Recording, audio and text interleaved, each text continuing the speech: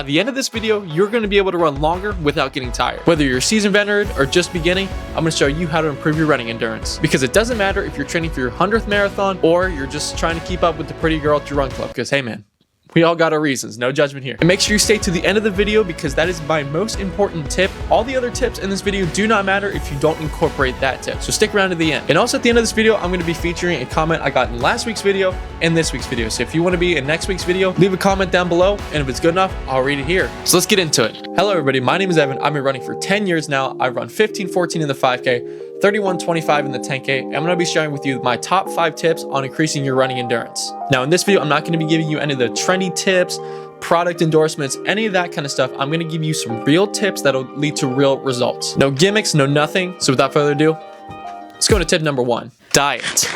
Diet is literally what you are fueling your body with. I cannot understate how important this is. Now, I'm not going to try and sell you on one specific diet strategy or anything like that, but there is a pretty good 3-rule plan that I like to follow that I got from, I can't remember if it was Clayton Young or Adam Wood, but one of those channels, I saw this and they talked about it and I thought it was really good to share here. So there are 3 rules to eating as a runner. 1, eat enough food. Rule number 2, eat good food. And rule number 3, don't let rule number 2 impact rule number 1. Now let's get something straight here. There is a huge misconception about runners and how much we eat, because you look at us, especially someone like me, because I'm built like a Minecraft skeleton,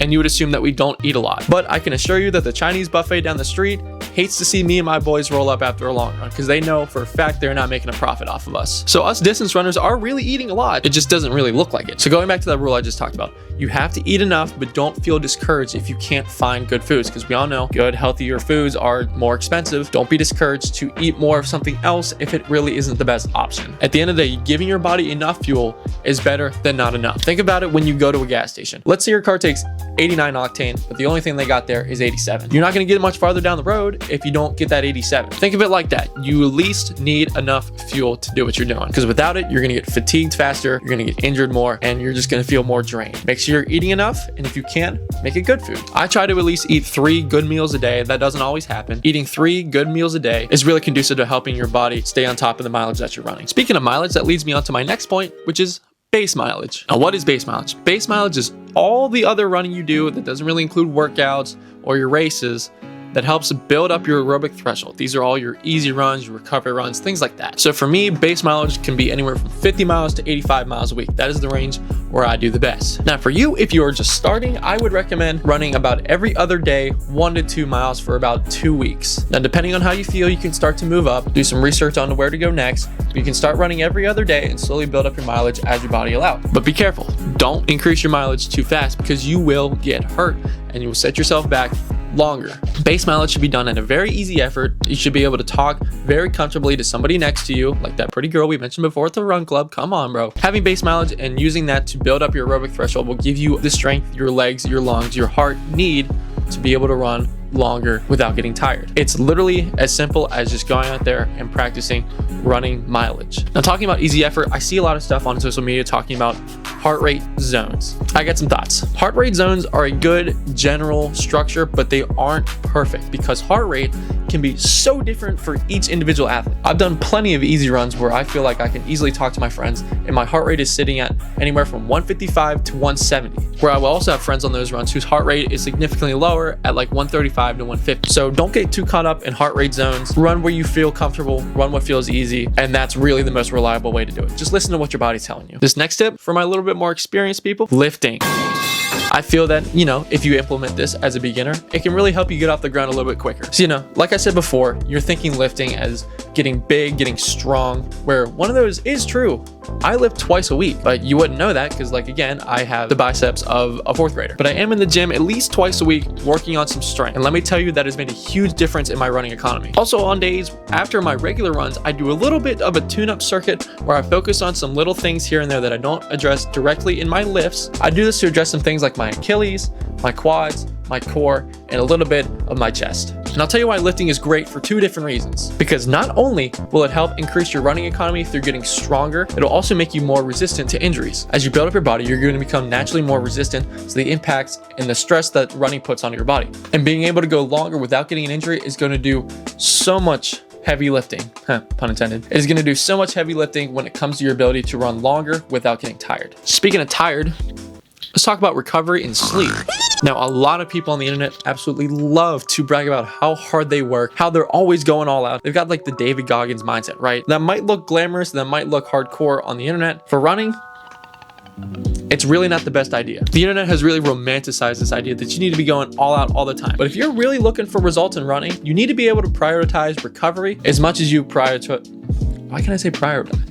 As much as you prioritize your training. Your sleep, your recovery is where your body absorbs all the training you did in that day. And if you don't give your body a chance to absorb, you're not going to get anywhere. It's like trying to eat a whole bunch of food, right? If you eat a lot of food, eventually, bad things are going to happen. You're probably going to get sick. If you don't give your body that opportunity to digest and pull in the nutrients that the food is giving you, you're going to end up just getting sick and getting nothing out of it. Also, sleep and recovery can really reduce the risk of you getting injured, which is going to allow you to keep training and keep on it. So if you say you're serious about your training, you really got to be serious about your recovery too. All right, we're here. Tip number 5, my most important tip for running without getting tired. This is a no frills, straight up answer that you may not want to hear, but you might need to. It's consistency. This is without a doubt the hardest part of any of this. Anybody can go lift, anybody can go run base mileage, anybody can do all those things, but the hard part about it is you got to do it a lot. Now, I know this might seem daunting at first, like you got to do this all the time, but if you're really just starting, consistency for you might look like one day on, one day off, and repeating that process up until you can move up to the next level, and then you can be consistent at that next level, and so on and so forth. Really, all I'm trying to get out of this, if you're going to get one thing out of this video, is that the more you do something, obviously, the more you're going to get better at it. So the more you run and be consistent and smart, the better results you're going to see in the long run.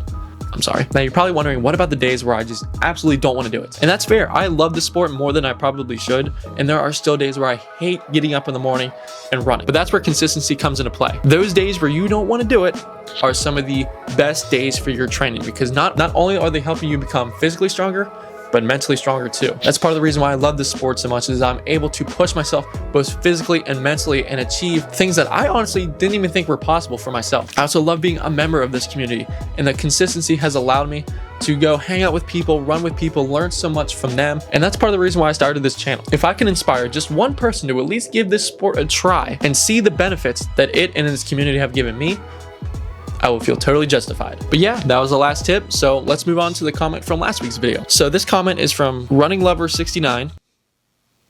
Okay, they say, hey Evan, love the vlogs. One thing I've noticed from your videos, it is all about running. I know from my experience, some good things to help me in my races is to also enjoy activities outside of running as well, to get my mind off of things and not always worried about my next race. Have you thought about trying it? I know there is a chance you just don't put that in the video, but was asking out of curiosity. Well, that's a great question. And the truth is, yeah, there are a lot of things I focus on outside of running. And I think you should have those things as well, because if you just focus on running, you're probably gonna get mentally drained with it. So for me, that's things like YouTube. I also have school, I have work, I have a whole bunch of other things that I do to keep my mind occupied out of running. But I will say I am particularly blessed because running is my escape from most of those other things. So usually running for me is honestly the reward of the day, but I can definitely understand how running can get very mentally taxing, and it has for me too. So don't put all your eggs in one basket. Don't only focus on running. Have some other things.